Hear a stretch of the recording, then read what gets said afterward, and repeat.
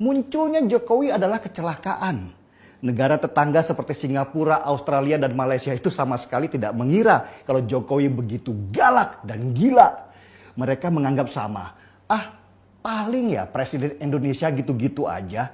Kita suap aja nanti dia supaya diam. Yang penting kaya.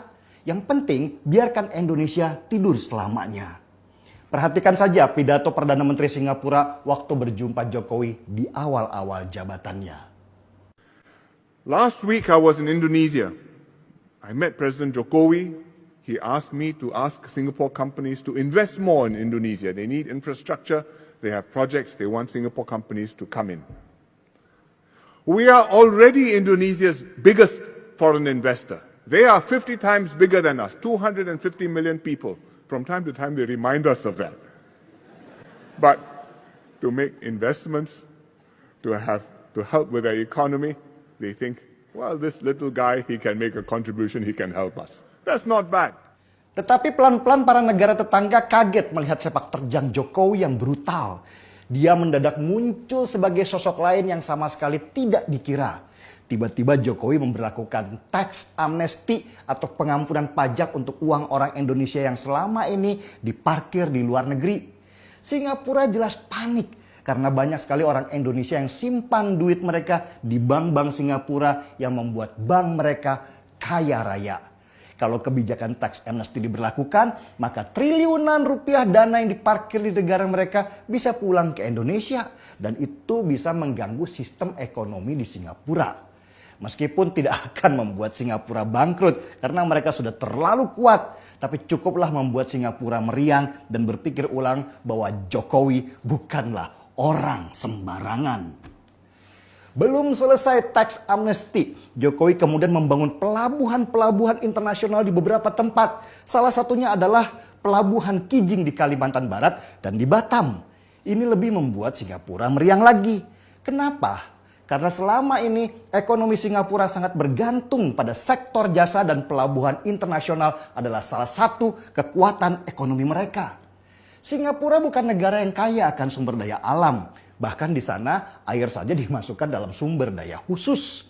Karena itu ketika Indonesia, negara yang kaya sumber daya alam, tiba-tiba pengen merebut sektor jasa yang selama ini jadi kekuatan Singapura, tentu mereka ribut. Selama puluhan tahun Singapura berhasil menekan pejabat Indonesia supaya tidak membangun pelabuhan internasional di sini. Karena itu bisnis utama mereka. Belum lagi dengan adanya Thailand yang juga sedang membangun kanal Krak yang akan memotong jalur perdagangan internasional. Singapura pun makin kecekek jadinya. Jepang dan Vietnam yang selama ini kaya raya dari hasil curi-curi ikan di lautan Indonesia juga mendadak susah. Karena Indonesia sekarang menutup lautnya dari nelayan asing. Beda kali pemerintahan Jokowi kali ini. Gak kayak presiden sebelum dia. Begitu mungkin apa yang ada dalam pikiran mereka. Sekarang dengan adanya Omnibus Law, Malaysia lah yang kebakaran jenggot. Malaysia yang sekarang ini aja negaranya sudah kejepit di Vietnam dan Thailand dalam hal mendatangkan investasi luar, harus pusing dengan munculnya Omnibus Law di masa Jokowi ini. Jelas banyak investasi asing yang tertarik untuk bangun pabrik di Indonesia. Selain tenaga kerjanya bisa jadi lebih rendah, kemudahan pun akan banyak didapatkan investor supaya mereka mau buka di sini.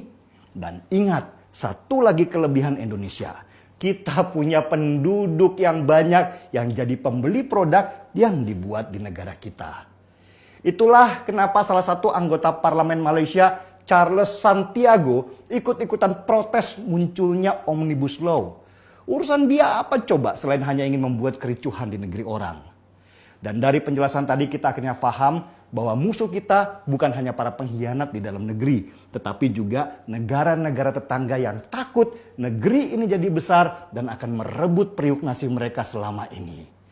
Indonesia buat mereka tidak boleh besar, karena itu ancaman buat ekonomi dan kebanggaan diri mereka.